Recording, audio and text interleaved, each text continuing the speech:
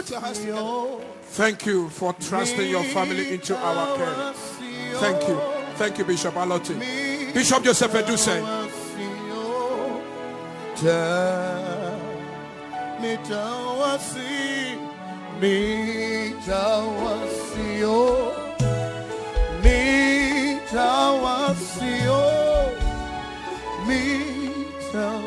Amen.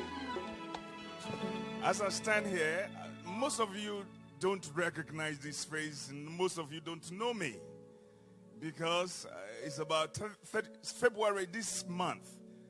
It's exactly 36 years that I left the shores of Ghana. And just exactly 3 years. That is why when I come here, I always have the cultural shock, because my background is different as a Baptist. Just exactly 3 years ago, that by God's grace, destiny made it possible for me to come into contact with the Apostle General. And the shocking part of this is this.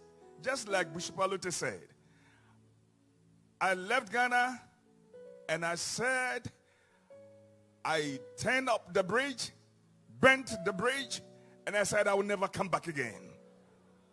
And I mean it at that time. But then something happened. When I met Apostle General, just exactly what Bishop said.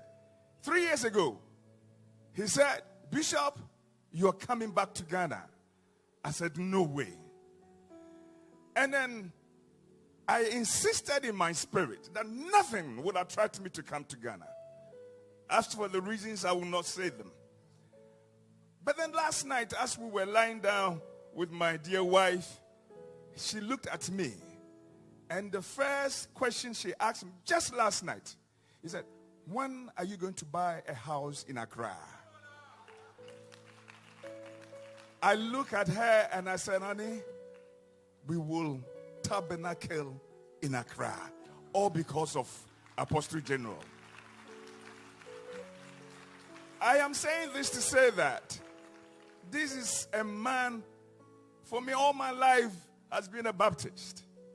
You know how we walk, we talk, and when I came here last 3 years ago, I was sitting down and my wife WhatsApp me from London and he goes, come on, smile, baby. And I also replied back, I said, Daddy, I'm shocked. I'm confused. I just wouldn't know. And then Apostle Charles will come to me, Daddy, we know who you are. Come on, put up some effort. I said, please take it easy. Apostle Ngwale has been here for almost 25 years. Bishop Alote has been here for almost 10 years. I have just come in. Let me settle down before I show who I am.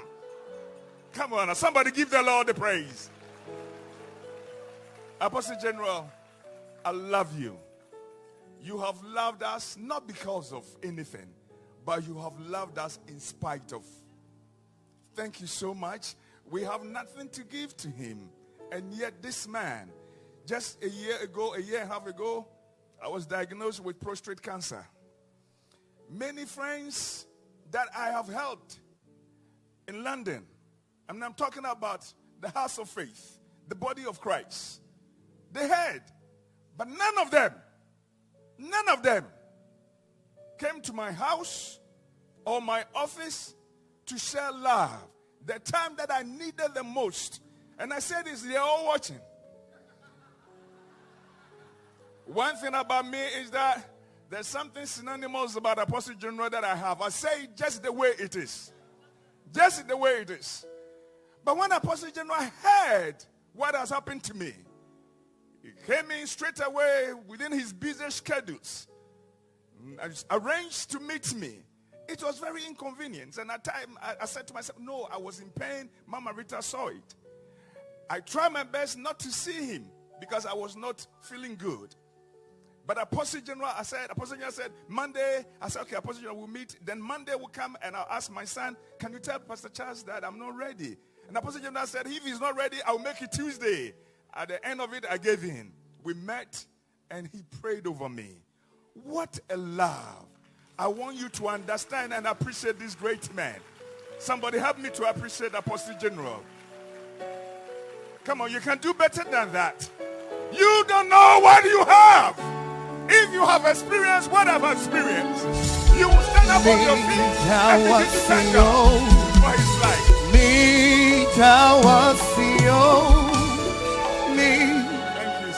Thank you, sir. Therefore, last Thursday, something funny happened. As we were sitting down at the National Theatre, all of a sudden, the thought of my seventh granddaughter came to my mind. As anytime I'm babysitting her, she will ask me, Daddy, Grandpa, sing for me. The wheels on the bus goes round and round. And all of a sudden, it came to my mind whilst we were sitting down watching the live of Apostle General. And I said, what a foolish thought that is coming to my mind. I'm here in the spirit, and my grandchild's song or rhyme is coming to my mind. But I didn't understand. But then all of a sudden, the Lord opened my eyes to Jeremiah chapter 18, verse 1. When the Lord said to Jeremiah, Jeremiah, and the Lord spoke his word, and Jeremiah heard his word, heard the voice of God. That reminded me about the story that has been told over and over since I came here from Tuesday. Every time I sit down and I hear and I listen to every one of you that have been here for more than 25 years, apart from me that have been around for 3 years, the only thing I hear is that the Apostle General heard the voice of God whilst he was traveling in Holland. He heard the voice of God. I thank God that he didn't hear the voice of man. I thank God that he did not hear his own voice, but he heard. He heard. I am praying for somebody sitting down here that you will not hear the voice of man, but you will hear the voice of Elohim, because the voice of God makes a difference in a person's life. He heard. He heard. And when you hear the voice of God, the mandate and the hands of God comes upon you. Oh, I have news for somebody. As I research through my Bible, Apostle General is not the first general that has come across in the kingdom. There was number one general. His name was Joshua. But he was a failure. And I'm here to shock somebody. The Bible verse that all of us we quote with joy. As for me and my house, we shall serve the Lord. Let me tell you, it was a voice of a failed leader. It was a voice of a failed general who God gave him the mandate to lead his children unto the promised land.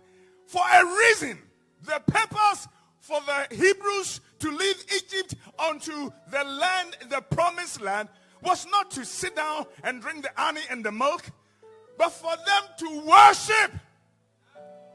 That was the purpose. Joshua only fulfilled the plan.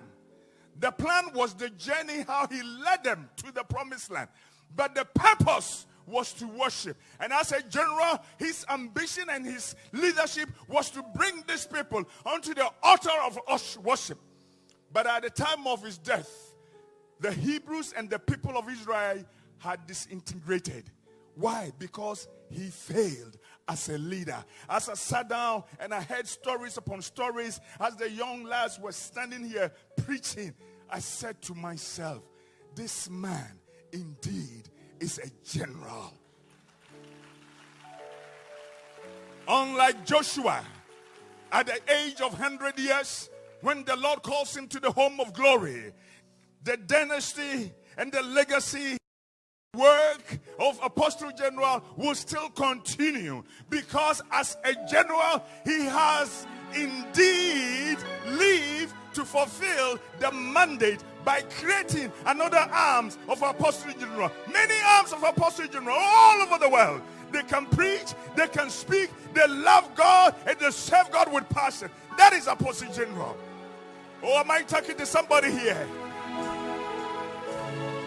And so as I sat down, I was watching, and every story that was enacted at the National Theatre, I saw in my spirit as the wheel, as the potter sat behind the wheel was turning around. And I saw that in Apostle General's life. Oh, from destitution, the wheel started turning around. The north became the south.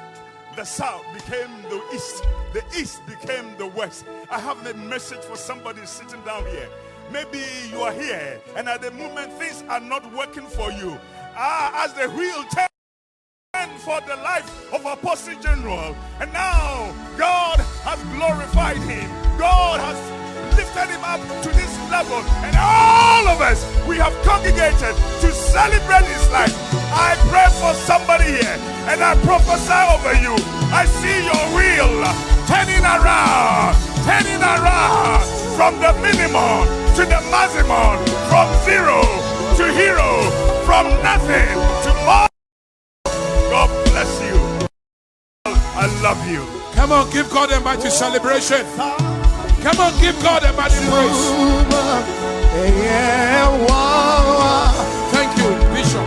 Adusei, thank you. Thank you. Thank you. Bishop.